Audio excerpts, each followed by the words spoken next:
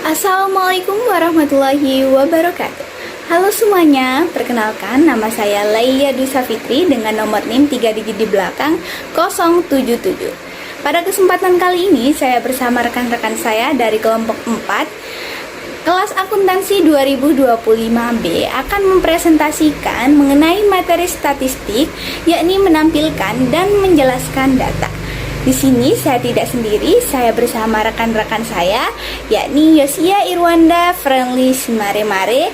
Yang kedua yakni ada Muhammad Naufal Wibowo, Melani Kiranasari, Caira Fajar Ramadhani, dan Iftita Romatus Solihah.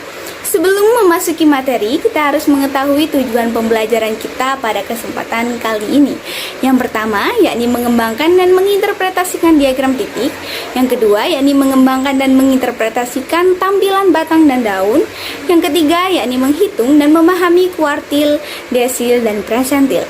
Yang keempat, yakni membuat dan menginterpretasikan diagram kotak. Yang kelima, menghitung dan memahami koefisiensi kemiringan. Yang keenam, menggambar dan menginterpretasikan diagram sebar.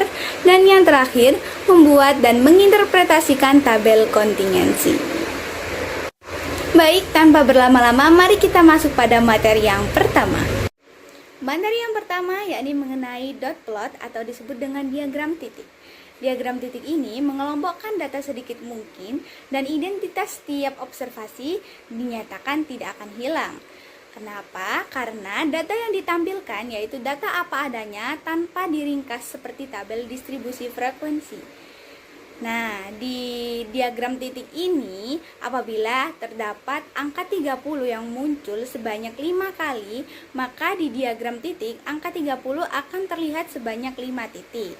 Setiap nilai tetap akan kelihatan, jadi tidak akan ada informasi yang hilang. Kemudian, untuk mengembangkan plot titik, setiap observasi cukup ditampilkan sebagai titik di sepanjang baris bilangan horizontal yang menunjukkan kemungkinan nilai data. Maksudnya, yakni diagram titik akan digambarkan di garis horizontal atau sumbu X. Nah, di situ setiap data ditaruh dalam bentuk titik sesuai dengan nilainya.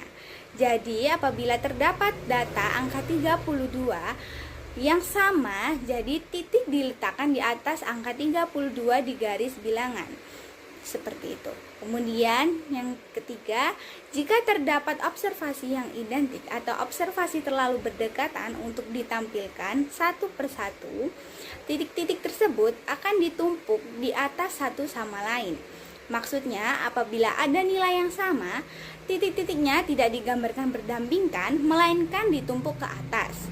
Jadi, tinggi tumpukan yakni itu adalah frekuensi berapa kali angka itu muncul.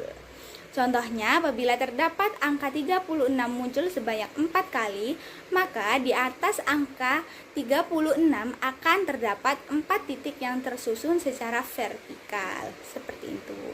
Jadi kesimpulannya, diagram titik itu seperti menggambarkan data mentah di garis bilangan. Setiap angka muncul sebagai titik, dan kalau ada yang sama, titik-titiknya itu akan ditumpuk ke atas. Jadi kita bisa melihat sebaran data sekaligus frekuensi kemunculan nilai dengan cepat. Baik, selanjutnya di sini telah tersedia contoh diagram titik di mana terdapat data jumlah kendaraan yang terjual dalam 24 bulan terakhir di Smith Ford dan juga di Brophy Honda. Nah, kemudian buatlah diagram titik dan laporkan statistik ringkasan untuk dua lokasi penjualan auto USA di kota kecil tersebut. Di sini telah disediakan dua tabel di mana terdapat masing-masing itu ada 24 data. Yang pertama ini ada di Smith Ford itu di sini terdapat data 24 bulan di mana ada pada bulan tertentu ada yang 23 jumlah mobil yang terjual, ada yang 27, ada yang 30, seperti itu. Kemudian di Brophy Honda juga dalam 24 bulan pada bulan tertentu ada yang dimana bulan itu terjual 31 mobil, 44 mobil, 30 mobil, dan sebagainya. Nah, selanjutnya kita akan memasukkan data tersebut ke dalam Minitab yang merupakan software atau aplikasi statistik yang sering kita gunakan untuk menganalisis data, uji hipotesis, dan juga melakukan pembuatan grafik seperti dot plot ini. Caranya yakni dapat memasukkan data yang kita miliki seperti tadi ada 24 data yang bisa kita lakukan. Pada kolom sebelah kiri itu terdapat kolom C1 dan C2. C1 di mana merupakan data Smith dan C2 merupakan data Propi. Nah, tiap baris tersebut merupakan 1 bulan penjualan. Kemudian yang saya ketahui, kita akan melanjutkan dengan klik menu analisis dan pilih kolom data C1 dan C2. Nanti akan muncul hasil dari median, kuartil 1, kuartil 3, minimum, maksimum, dan juga standard deviation.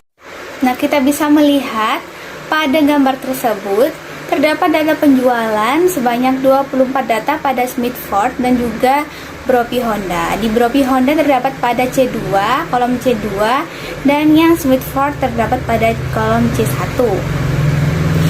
Pada diagram titik, data Smith terdapat tersebar titik-titik dari 23 hingga 39 kendaraan. Dan pada diagram Brophy terdapat titik-titik yang tersebar dari 26 hingga 44 kendaraan. Jadi, secara visual dapat terlihat bahwa Brophy cenderung menjual lebih banyak kendaraan dibandingkan dengan Smith. Kemudian dilihat di atasnya ini terdapat ringkasan di mana Smith Ford memiliki rata-rata sebesar 31,292 dan standar deviasi sebesar 4112. Kemudian terdapat data minimum 23.000, data kuartil 1 28.000, mediannya sebesar 32.000 dan kuartil 3 sebesar 35.000 dan maksimumnya 39. Dan dilanjutkan data Brophy terdapat ringkasan di mana rata-ratanya yakni sebesar 35,83, standar deviasinya yakni 4,96, minimumnya 26, kuartil 1 31,25 dan mediannya sebesar 36, kuartil 3-nya 39,50 dan maksimumnya yakni 44. Nah, ini di sini kita dapat menyimpulkan bahwa Brophy Honda menjual rata-rata lebih banyak kendaraan tiap bulannya dibanding Smith Ford, tetapi dengan variasi atau penyebaran data yang sedikit lebih besar. Sekian penjelasan dari saya, selanjutnya akan dijelaskan oleh rekan saya. Perkenalkan, nama saya Muhammad Naufal Wibowo, NIM terakhir 269. Di sini saya akan menjelaskan tentang batang dan daun. Poin pertama, kami telah menunjukkan cara mengorganisasikan data ke dalam distribusi frekuensi. Keuntungan utama mengorganisasikan data ke dalam distribusi frekuensi adalah kita mendapatkan gambaran visual yang cepat tentang bentuk distribusinya. Selanjutnya, salah satu teknik yang digunakan untuk menampilkan informasi kuantitatif dalam bentuk ringkas adalah tampilan batang dan daun. Selanjutnya, tampilan batang dan daun adalah teknik statistik untuk menyajikan sekumpulan data. Setiap nilai numerik dibagi menjadi 2 bagian. Digit terdepan menjadi batang dan digit terakhir menjadi daun. Batang ditempatkan di sepanjang sumbu vertikal dan nilai daun ditumpuk satu sama lain di sepanjang sumbu horizontal. Dan selanjutnya, keuntungan tampilan batang dan daun dibandingkan distribusi frekuensi adalah identitas setiap pengamatan tidak hilang. Contoh sederhana bisa kita lihat di slide ini. Misalnya ada data 7 nilai di antara 90 sampai 100. Misalnya 96, 94, 93, 94, 95, 96, dan 97. Angka 9 menjadi sistem dan digit terakhir menjadi leaf. Setelah disusun, kita bisa langsung melihat sesebaran data dengan jelas.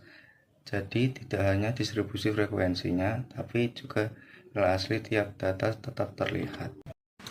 Tabel 4 yang 1 menunjukkan jumlah spot iklan radio berdurasi 30 detik yang dibeli oleh masing-masing dari 45 anggota asosiasi dealer mobil. Creator Buffalo tahun lalu. Susun data tersebut ke dalam diagram batang dan daun. Pada nilai berapakah jumlah spot iklan cenderung mengelompok?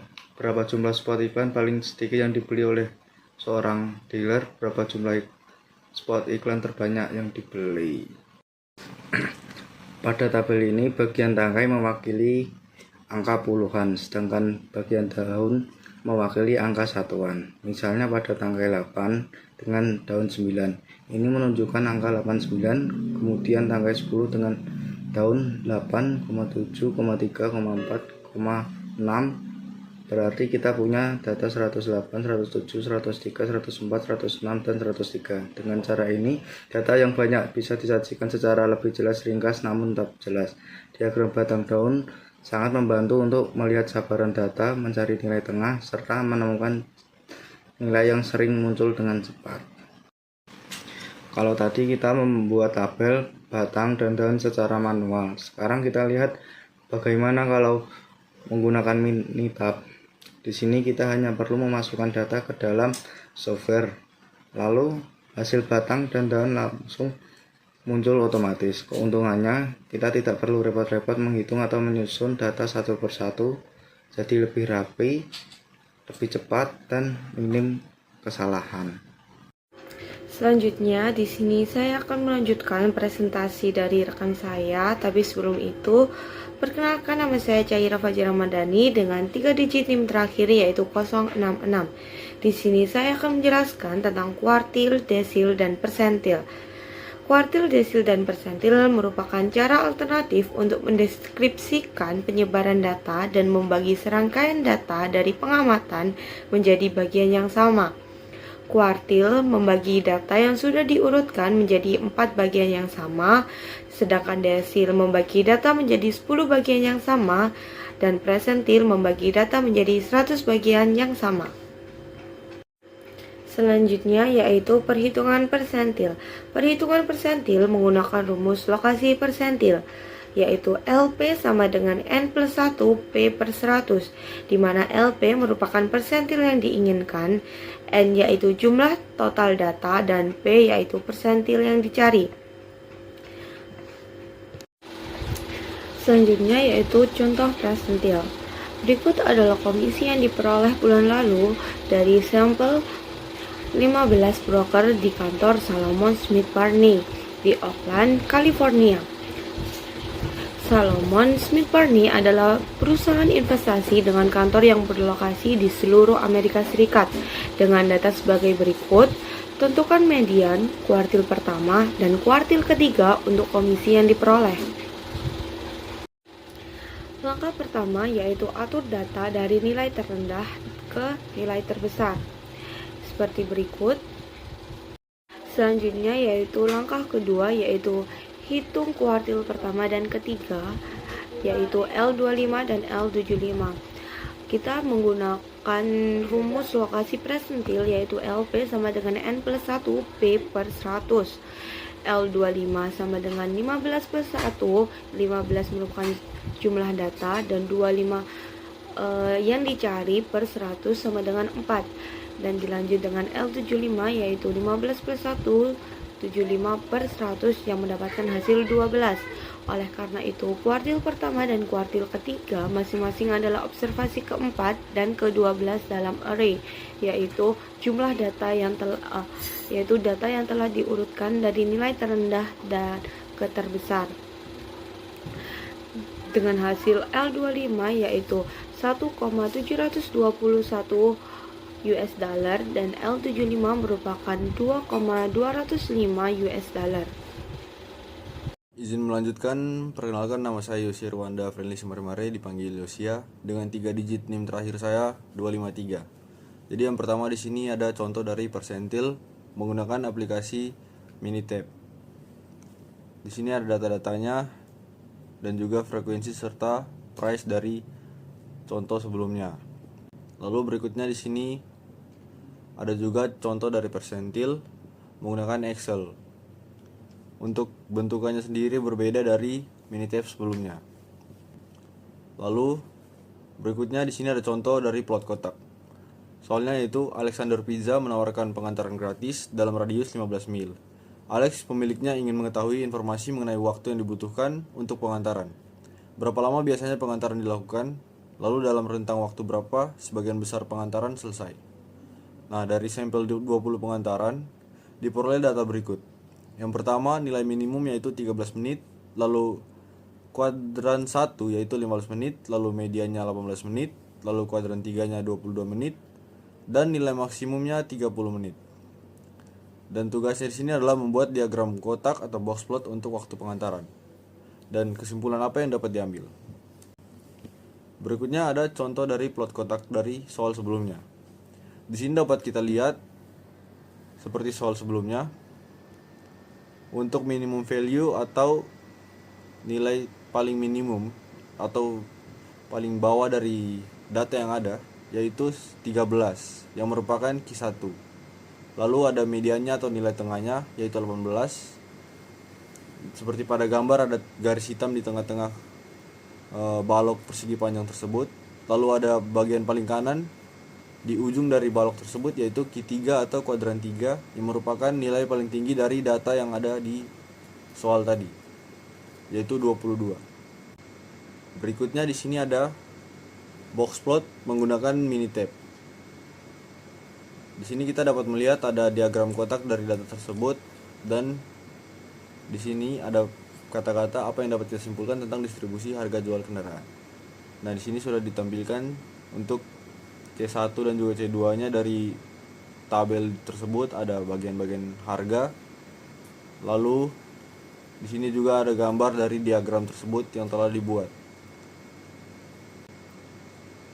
Nah, selanjutnya di sini adalah saya akan menjelaskan tentang kecondongan. Jadi pada bab 3 telah diperkenalkan ukuran pemusatan data yaitu mean, median, dan juga modus. Serta ukuran penyebaran data, misalnya jangkauan atau range, dan standar deviasi. Nah, karakteristik lain dari suatu kumpulan data adalah bentuk distribusi. Ada 4 bentuk yang umum ditemui yaitu simetris, miring positif, miring negatif, dan juga bimodal. Sekian dari saya dan akan dilanjutkan oleh teman kelompok saya. Baik, saya Iftita Rohmatu Solihah dengan NIM 25080694078. Di sini saya akan menjelaskan mengenai kemiringan, rumus untuk komputasi. Nah, koefisien kemiringan memiliki rentang dari min 3 sampai 3. Jika nilainya mendekati min 3, misalnya min 2,57, artinya distribusi sangat miring ke kiri atau negatif. Jika nilainya positif, misalnya 1,63, artinya distribusi miring ke kanan atau positif. Dan jika nilainya 0, berarti distribusi simetris dan tidak ada kemiringan. Hal ini terjadi ketika nilai rata-rata dan mediannya sama. Nah, selanjutnya rumus menghitung kemiringan dengan metode Pearson, yaitu 3 dikali buka kurung X bar min median per S, di mana X bar merupakan rata-rata, median merupakan nilai tengah, dan S merupakan simpangan baku. Nah, selanjutnya rumus kemiringan perangkat lunak, yaitu N per buka kurung N-1 dikali dengan N-2 dikali dengan sigma X min X bar per S dipangkatkan dengan 3. Secara umum ada 4 bentuk yang sering kita temui. Yang pertama ada simetris, yang dimana rata-ratanya sama dengan median. Yang kedua ada kemiringan positif, yang dimana rata-ratanya lebih besar dari mediannya. Yang ketiga ada kemiringan negatif, yaitu kemiringan yang dimana rata-ratanya lebih kecil dari median. Nah, selanjutnya ada bimodal, yaitu memiliki 2 puncak distribusi. Selanjutnya ada contoh soal mengenai kemiringan. Berikut ini adalah laba per saham untuk sampel 15 perusahaan perangkat lunak pada tahun 2005. Laba per saham diurutkan dari terkecil hingga terbesar. Nah, itu disajikan data dan pertanyaannya, hitunglah median dan simpangan baku. Temukan koefisien kemiringan menggunakan estimasi Pearson. Apa kesimpulan Anda mengenai bentuk distribusi tersebut? Selanjutnya kita hitung dahulu X-barnya, yang dimana rumus X-bar sendiri yaitu sigma X per N. Nah, sigma X ini merupakan jumlah dari keseluruhan data yang menghasilkan $74,26 per N. N sendiri merupakan jumlah data yang ada, yaitu sebanyak 15, dan menghasilkan $4,95. Selanjutnya kita hitung simpangan bakunya, yaitu dengan rumus akar dari sigma X min X bar pangkat 2 dibagi dengan N min 1, yang menghasilkan, kita hitung dulu X min X barnya, yaitu 0,09 min 4,95 dikuadratkan ditambah dengan 0,13 dikurangi dengan 4,95 hingga seterusnya sampai jumlah datanya habis, yaitu yang terakhir 16,40 dikurangi dengan 4,95 dipangkatkan 2 dibagi dengan N-1, yaitu 15 dikurangi 1, yang menghasilkan jumlah semuanya yaitu $5,22. Selanjutnya kita hitung koefisien kemiringan menggunakan Pearson, yang dimana rumusnya 3 dikali X bar min median per S, yaitu 3 dikali $4,95 dikurangi dengan $3,18 dibagi dengan $5,22. Nah, menghasilkan 1,017, yaitu dapat disimpulkan bahwa data tersebut memiliki bentuk distribusi kemiringan positif. Selanjutnya kita menghitung kemiringan menggunakan Minitab. Ini adalah tampilan Minitabnya. Cara menghitungnya yaitu yang pertama, masukkan data di kolom C1 dan ketikkan judulnya. Masukkan semua data secara berurutan dari baris 1 sampai selesai, sampai 15. Nah, selanjutnya hitung statistik deskriptif dengan mengklik menu Stat, Basic Statistik, Display Descriptive Statistik, pilih kolom data, lalu klik Cells. Minitab akan menghasilkan hasil di session window meliputi median, simpangan baku, kemiringan, dan keruncingan. Nah, untuk membuat grafik, klik menu Graph, Histogram, pilih With Fit, histogram dengan kurva distribusi normal, pilih variabel laba, lalu klik OK. Nah, Minitab tersebut akan menampilkan histogram data beserta kurva normal, sehingga kita bisa melihat apakah distribusi miring ke kanan, ke kiri, atau simetris. Nah, slide selanjutnya yaitu menggambarkan hubungan antara dua variabel. Salah satu cara yang paling umum digunakan untuk menunjukkan hubungan antara variabel disebut diagram sebaran, atau yang biasanya kita sebut diagram scatter. Untuk membuat diagram sebar, kita membutuhkan dua variabel. Satu variabel kita tempatkan di sumbu horizontal atau sumbu X, dan variabel yang lain kita tempatkan di sumbu vertikal atau sumbu Y. Dengan cara ini, setiap pasangan data akan digambarkan sebagai salah satu titik pada grafik. Dari titik-titik ini kita bisa melihat apakah ada pola tertentu seperti hubungan positif, negatif, atau tidak ada hubungan sama. Izinkan saya untuk melanjutkan penjelasan PPT pada kelompok kami. Namun sebelum itu, perkenalkan saya Melani Kiranasari dengan NIM 3 digit terakhir yaitu 032.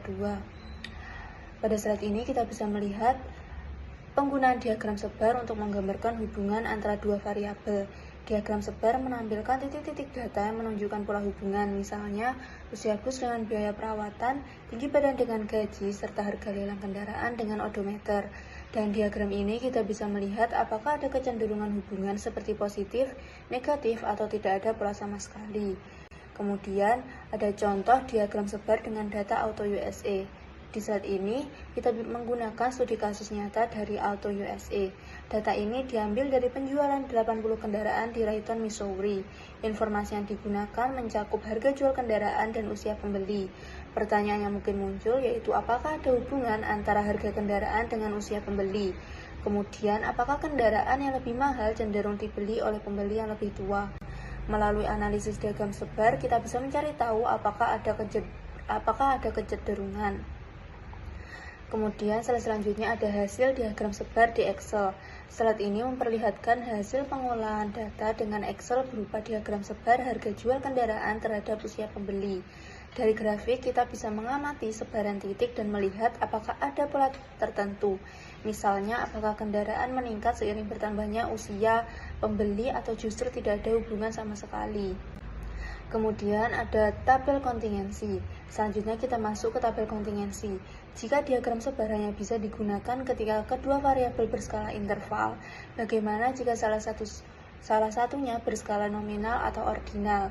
Dalam kasus seperti ini, kita gunakan tabel kontingensi untuk melihat hubungan antar variabel. Tabel kontingensi berfungsi mengklasifikasikan data berdasarkan dua karakteristik yang bisa diidentifikasi, sehingga pola hubungan tetap bisa dianalisis meskipun skalanya berbeda. Kemudian ada contoh tabel kontingensi. Di sini ada contoh penggunaan tabel kontingensi. Misalnya sebuah perusahaan jendela memproduksi 50 unit, lalu dilakukan inspeksi kualitas. Setiap jendela diklasifikasikan apakah defektif, cacat, atau acceptable baik, dan juga dicatat berdasarkan shift produksi, pagi, siang, atau malam. Hasilnya dituangkan dalam tabel. Dari sini kita bisa melihat misalnya shift mana yang menghasilkan lebih banyak produksi cacat, serta bagaimana distribusi kualitas secara keseluruhan.